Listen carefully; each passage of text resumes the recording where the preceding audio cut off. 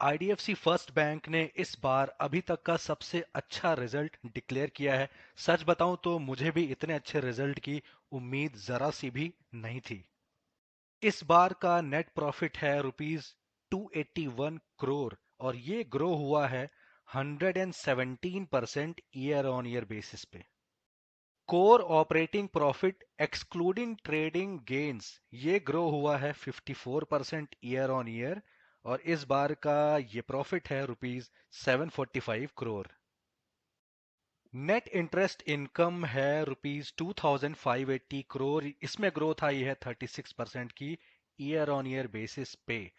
Net interest margin इनका है 5.90%, लेकिन ये है एक्सक्लूडिंग इंटरेस्ट इनकम, ये जो टेलीकॉम अकाउंट है इसका। लेकिन अगर उस इंटरेस्ट इनकम को इंक्लूड कर लें तब इनका नेट इंटरेस्ट मार्जिन हो जाता है 6.18%। फी एंड अदर इनकम है इस बार रुपीज 744 करोड़।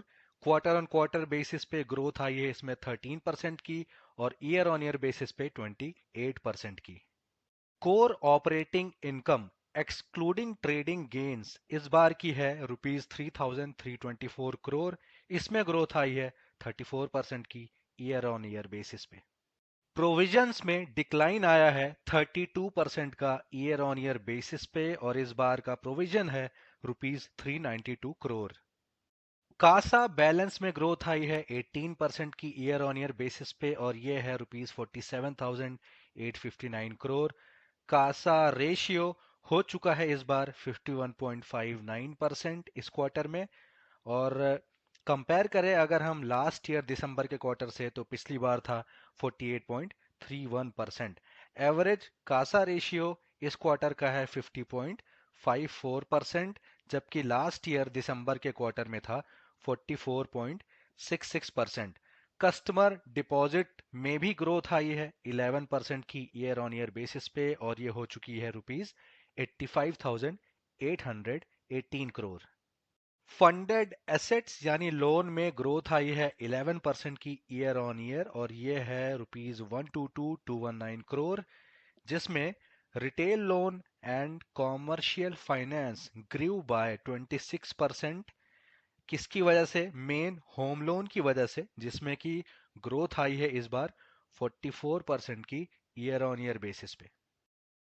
एसेट क्वालिटी को जब हम देखते हैं तो ग्रॉस एनपीए इस बार इनका है 3.96%, जिसमें कि डिक्लाइन आया है 31 बेसिस पॉइंट का और नेट एनपीए है 1.74%, इसमें डिक्लाइन आया है 35 बेसिस पॉइंट का।